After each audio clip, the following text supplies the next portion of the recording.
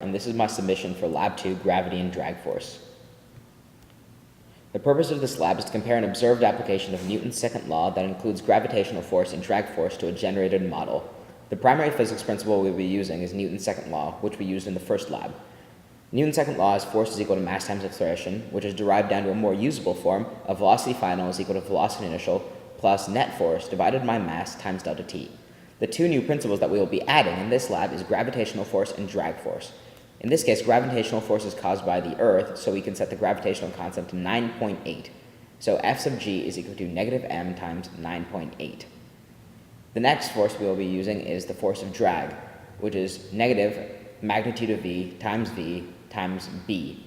B in this case is some constant that we calculate using the endpoint in the purposes of this lab. This is translated over the code in the following way. You'll notice that the mass of the object is 0.135 kilograms, which is important in this case because where we have a net force, the mass comes into play, unlike in lab 1. G is set to 9.8, the gravitational constant of the Earth. J hat, you'll notice, is a little bit different from normal. I have it set to negative 1, 0, 0, because in my case, downward is in the positive x direction and upward is in the negative x direction. This is different from the traditional upward being in the positive y direction and downward being in the negative y direction. The proportioning constant for this, or b, is 0.019, which I found by finding the final values of tracker and changing my code until it hit that same final result. Now the main body of the code has a while loop where t is less than 0.533, which is the length of time of the video. Then it takes into account two different forces. First is the weight force, where it takes the negative mass of the ball, or ball.m, multiplies it by g, 9.8, and multiplies that by j hat to give it direction. Then, the next force is the force of drag, which is found by taking negative b times the magnitude of the ball dot velocity times the magnitude of the ball velocity. So this is essentially the negative b times v squared. You add these two together to get the net force. Then this net force is used to predict the velocity, where the final velocity is equal to the initial velocity, plus F net, the net force that we just calculated, divided by the ball dot mass, because it's important here, times delta t, or the change in time. This velocity is then used to track the position, where it sets the final position equal to the initial position, plus the velocity of the ball times delta t. Finally, it adds delta t and reiterates. This can be seen in tracker.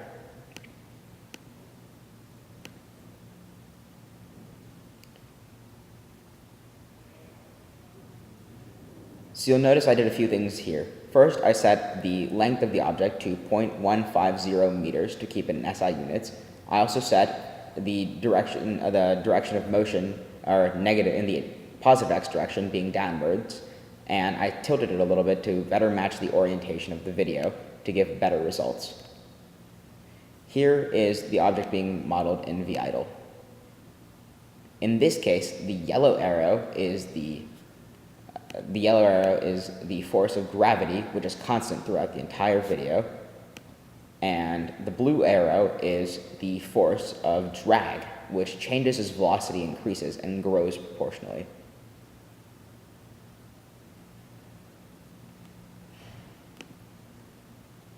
Now here is a graph that includes the experiment position, the model position with drag, and the model position without drag. You'll notice that the model position with drag is very, very close to the actual experiment position, making this a good model. Reasons for some variation near the middle points especially is because of camera distortion. Because of the distance of camera, it creates a perspective issue that distorts the actual distance the object has moved. In addition to this, the relatively slow shutter speed of a phone camera creates a blur that makes it difficult to track the exact point mass of an object in tracker.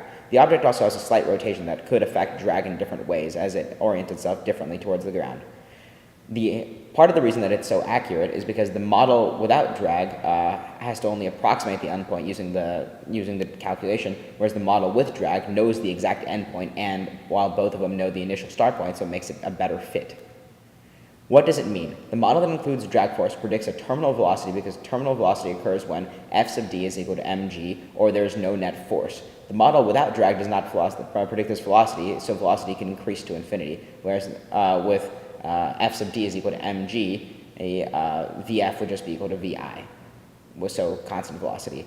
What if, even if the object was initially thrown downward, it would have some terminal velocity, it would have the same terminal velocity, because terminal velocity is when f sub d is equal to b times v squared is equal to mg. If v ever exceeds terminal velocity, then force and acceleration would be in the upwards direction, because the force of drag would be stronger than the force of gravity. Thank you.